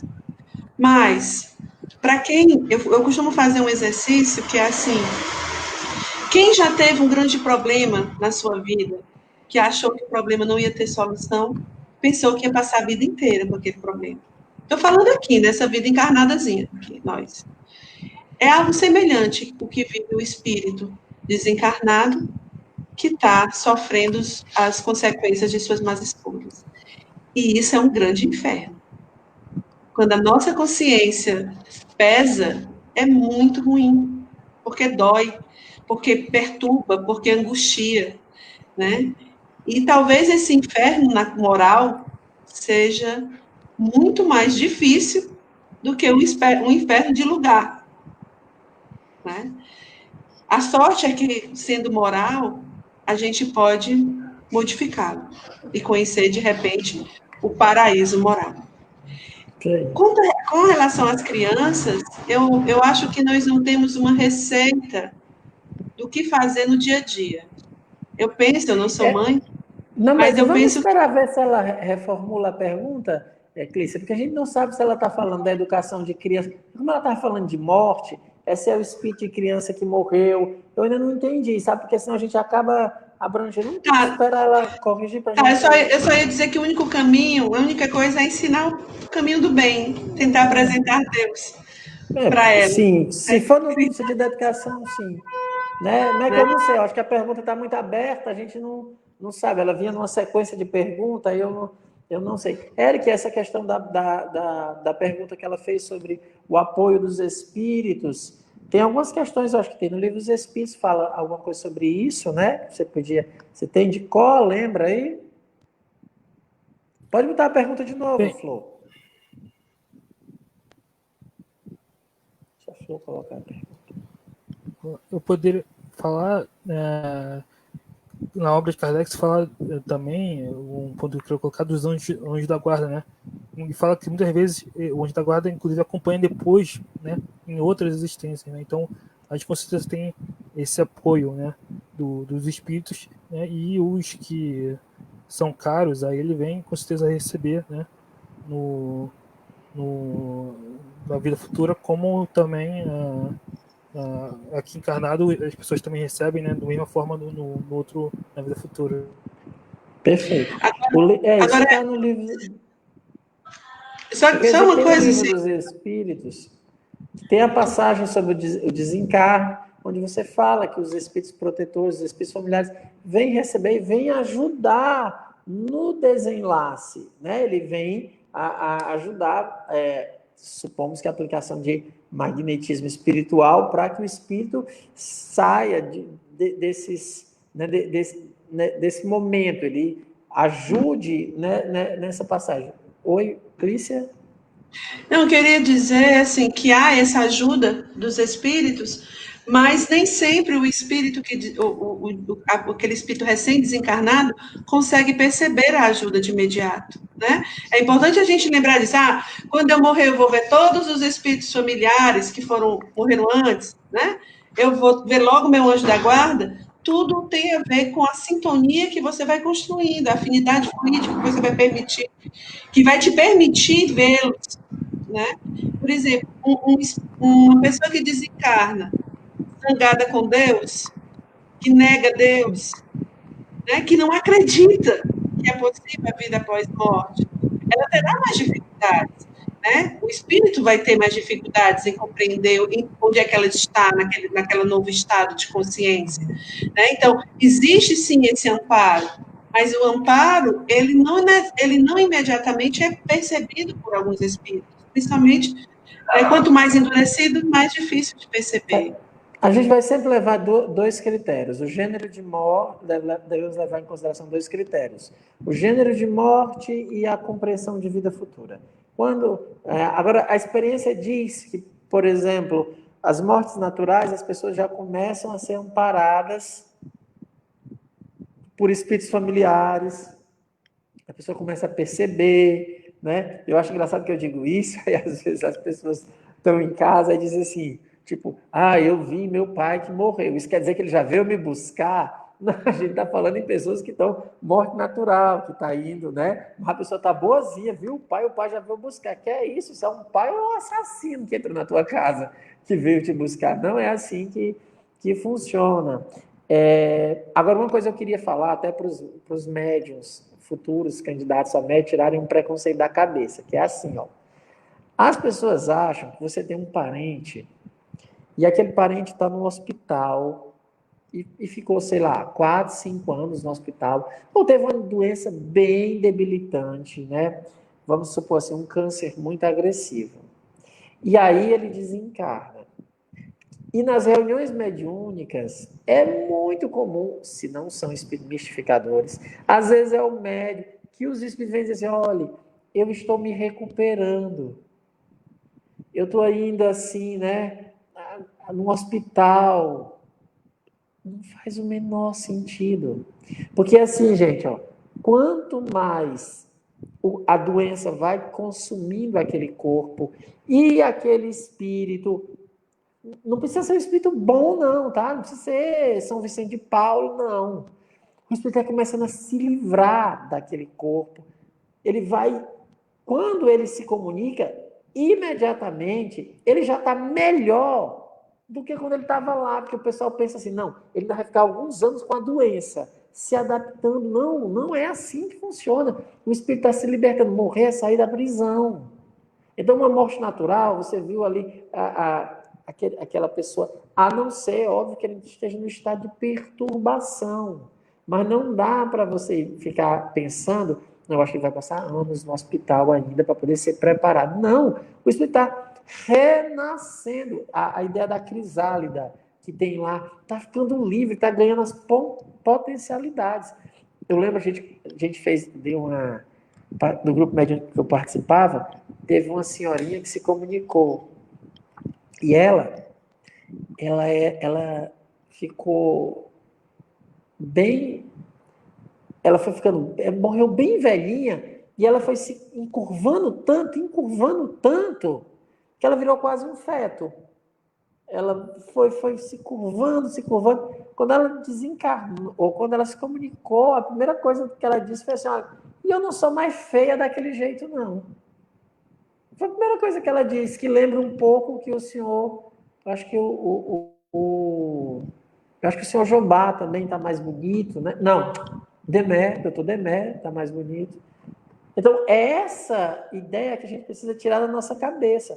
Outra coisa, se a pessoa teve uma vida, cumpriu sua prova, não lamentou, tenha saudade, mas também não vamos ficar chorando desesperadamente, não. A pessoa está bem, gente. Eu estou falando para espíritas, eu não estou falando para outras denominações, eu estou falando para espírita. A pessoa cumpriu sua prova tão resignado. Ela está bem, está feliz, é espírito feliz. Os espíritos até choram. Nós temos tido comunicações de espíritos que eles choram, mas eles dizem, nós estamos chorando de alegria. Eu não estou chorando de tristeza, nem de... Não, é porque o momento é emocionante, tá? Então a gente precisa quebrar esses preconceitos. Meninos, a gente está chegando no final. Cícero, só um parênteses. O doutor Demé fala disso, né? Se os amigos dele encarnaram, se lamentasse a morte dele, ele ia lamentar ter sido amigo. É Sanson que fala isso. É Sanson que é bem... Ah, não fala isso não. Oi, Eric. Eu só queria citar a questão 160, né, que tem a ver com aquela pergunta, eu estava procurando aqui, né, o espírito se encontra imediatamente com os que conheceu na Terra e que morreram antes dele? Sim, conforme a afeição que eles votava e a que eles consagravam. Muitas vezes, aqueles seus conhecidos ouvem receber a entrada do mundo dos espíritos e o ajudam a deles desligar-se das faixas da matéria. Encontram-se também com muitos do que conheceu e perdeu de vista durante a sua vida terrena. Vê o que estão na erraticidade e vai visitar os que se encontram encarnados. Então, responde bem aquela pergunta. Isso, é 160, exatamente. Agora, vê aqui uma coisa, ó. Põe aí de novo, Flor, que eu quero aproveitar só uma frase, ó. Quando ele diz assim, né, sobre se vai ver lá os que já morreram, né, imediatamente, aquele quer saber se é imediatamente. Sim, conforme a afeição que lhes votava e aquilo eles lhe consagravam. Pode tirar, Flor. Aí lá na última pergunta do Livro dos Espíritos, ele vai dizer que para o egoísta só vai ter choro e ranger de dente. Por quê? Porque o egoísta nunca devotou de fato uma afeição sincera. Ele calculava, por isso que ele vai dizer que está numa escuridão, que não vê ninguém, porque ele nunca viu quando estava encarnado, ele nunca percebeu no outro. Ele não desenvolveu em si a empatia, o olhar para o outro. Por isso que tem a ver, é sim, desde que ele tenha se aberto para o mundo. Agora, é óbvio que também um espírito absolutamente egoísta, nesse nível de não enxergar o outro, venhamos e convenhamos que não é parte não é toda a população mundial. Tem muita, né? Mas a gente gosta de uma ou outra pessoa, assim, com uma ou outra a gente se abnega, tem raiva, mas a gente gosta uns dos outros. Para terminar, só fazer uma colocação aqui. Tem um monte de perguntas. O que é que eu faço? Vocês ficam fazendo um monte de perguntas só para deixar a gente perturbado. Ou vocês vão querer que a gente fique até às 10, ou depois a gente comenta. Flor, a pergunta da Conceição, porque eu acho que isso aí ela trabalha num preconceito. A Flor adorou essa pergunta, uma pergunta carregada.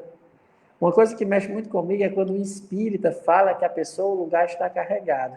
Pois é, né, gente? O que é isso? Carregado, meu Deus. É quando você vê um médium vidente que diz assim, eu estou vendo um espírito perto de você. Por favor, me diga outra coisa, né? Porque se você não vê algum espírito perto de mim, aí é que tem alguma coisa errada com a sua vidência, né? Olha, tem alguém que lhe acompanha. Lógico que tem, gente. Pelo amor de Deus, sempre tem alguém que nos acompanha. Então, essas frases são clichês vazios que não significam nada. Pode colocar a frase é do Demé mesmo. A Clícia está arrebentando aí nas citações. Não choreis, meus amigos, vós me farias lamentar por ter vos conhecidos. É isso aí, ó, doutor Demé. Obrigado, hein, Clícia? Citou. Eu estava associando ao Sanson, porque o Sanson também se reporta aos amigos da sociedade. Então, lugares, pessoas carregadas. Quando você diz assim para ela, a pessoa está carregada, convide a orar, ore com ela, né? Agora eu lembrei da minha amiga Juliane, que foi numa rezadeira, não estava se sentindo bem. A rezadeira disse, olha, você está tão carregada, nunca mais volte aqui. Que coisa que se fale com uma pessoa, pelo amor de Deus. Isso é coisa que se fale, rezadeira, mas também, né, venhamos e convenhamos. Meus amigos, muito obrigado, foi ótimo os estudos. Tem perguntas aqui, a gente vai tentar responder depois, na medida do possível. Eric, muito obrigado pela sua participação. Sinta-se convidado quando você puder participar. Eu vou lhe ficar enviando os textos quando você puder participar, né? Você puder somar conosco, assim. Você sabe que eu tenho um apreço muito grande pelo trabalho que você faz de divulgação do Espiritismo, né? Você faz em silêncio, sem muito alarde. Então, é uma alegria tê-lo aqui. Quando puder participar, a casa é sua. Eu sei que você já foi até Salvador, porque eu já fui atrás das suas redes sociais, porque eu sou assim, né? Eu sou o administrador da página do CEAL. Então, quando uma pessoa adiciona, nós temos 1.200 pessoas na fila de espera para entrar. Eu vou lá olhar a pessoa, né? Eu fico olhando para saber se eu vou deixar a pessoa entrar ou não. Primeiro, se ela vier com um negócio de política, eu já tiro. A gente não aceita política partidária no CEAL. Então, quando eu vejo que a pessoa é inflamada e que fica colocando muito negócio de política, está vetado, não entra, não participa. Quando eu vejo que a pessoa tem discurso de ódio, esse tipo de coisa, a gente não aceita mesmo, não aceita. E aí eu vi que você foi até Salvador. Se você descer ou subir, subir um pouco mais e vir até Fortaleza, as portas estão abertas, o CEAL vai lhe receber de braços abertos, e aqui tem casa. Se você gostar de Baião de 2, pode vir para cá. Muito obrigado, Eric, pela sua participação. Muito obrigado, foi muito bom o estudo, foi um prazer, né? Sempre que puder, com certeza eu vou participar, ajudar. O trabalho do CEAL é muito bom, né? É um centro espírita realmente muito embasado em Kardec, né? É muito bom que exista um centro assim, que tem essa base kardeciana, e muito obrigado pelo convite, foi muito bom o estudo. Coisa boa. Clícia, muito obrigado. Obrigada também, boa noite. Cícero, depois, em outro momento, com mais calma, é importante trazer essa coisa do carregado, porque é uma coisa lá da Umbanda que estão trazendo para cá, né? Se refere aos fluidos impregnados, enfim, que a gente não utiliza esse termo, né? Mas ele existe lá em uma religião bem próxima a gente. E aí o conceito fica lá, né? Mas depois a gente pode fazer essas questões aí o que uma boa dica, assim, sabe, Conceição? Quando a gente tiver, vai no IPEAC, vai no Kardecpédia e tem a busca. Aí você coloca com uma expressão como essa, mas ela mesmo já disse que a palavra é vazia, né?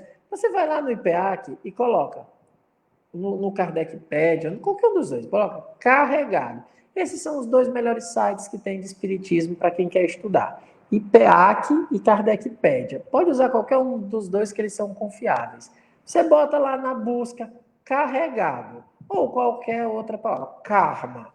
Bota lá karma. Se achar, é kardeciano. Você olha o conceito e usa. Se não achar, não é kardeciano. Não use. Não use. E olhe o que está lá, tem que ser de acordo com o que está lá. É como resignação.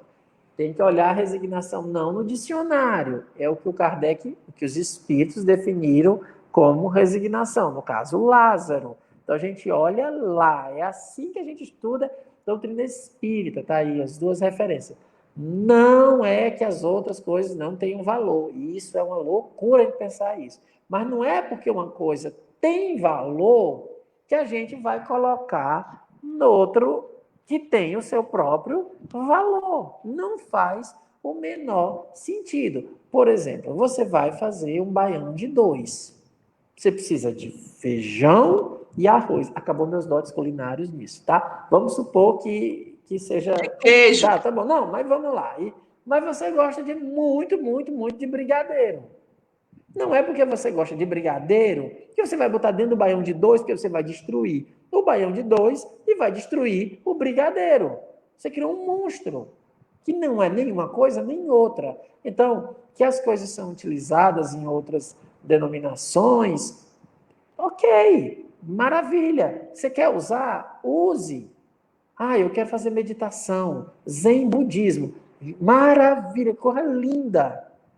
Agora, venhamos e convenhamos, não vamos botar o zen budismo nas mediúnicas, né? Vamos fazer aqui o budismo na mediúnica. Não, a gente só aceita no CEAL duas coisas, espiritismo e magnetismo. E o magnetismo, porque está lá o Kardec falando, deixou como leitura. Fora isso, a gente respeita, recomenda, abraça, é lindo lá. Respeito total, mas não introduz nunca num corpo doutrinário. Então, olha a Ana dando boa noite. Vamos fazer a nossa prece de encerramento. Obrigado, meninos. Tchau para vocês. Se vocês puderem ficar aí, a gente conversa já já, tá? Na antessala. Muito obrigado a todos vocês que estiveram aqui conosco. Vamos fazer a nossa prece de agradecimento? Vamos? Só agradecer a Deus pela oportunidade. Bondoso Deus, obrigado pela oportunidade de estarmos reunidos em Teu nome. Agradecemos a assistência dos bons espíritos.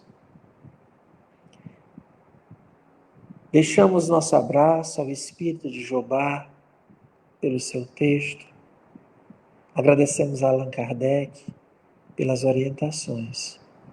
Pedimos a Jesus, que é nosso modelo e guia, que nos ilumine, que nos ampare.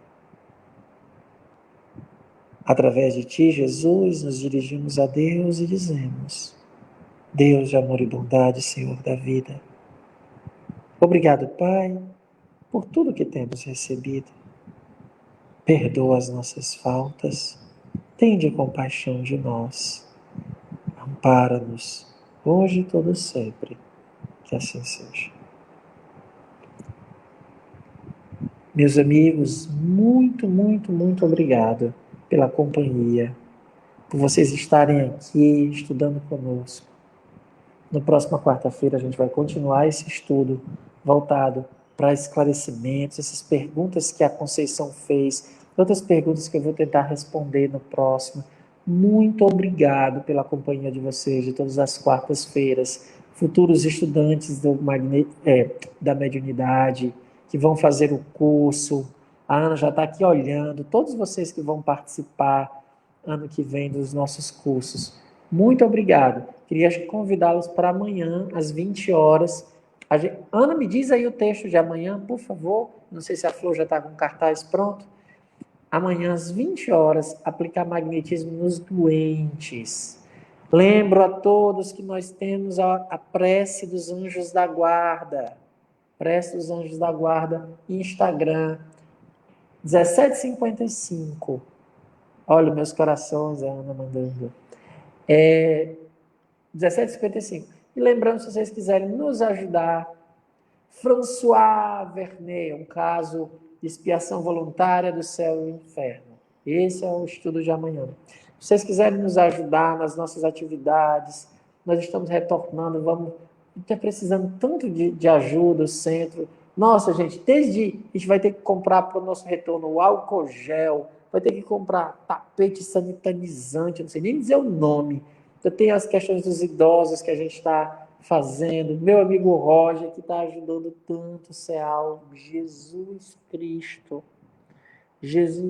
meu Deus do céu. Roger, Antônio, a Rosângela também. A Rosângela Esteves nos ajudou, está ajudando o CEAL com material que doou. Deixa eu ver aqui quem está mais. Deixa eu ver que a Socorro tem ajudado.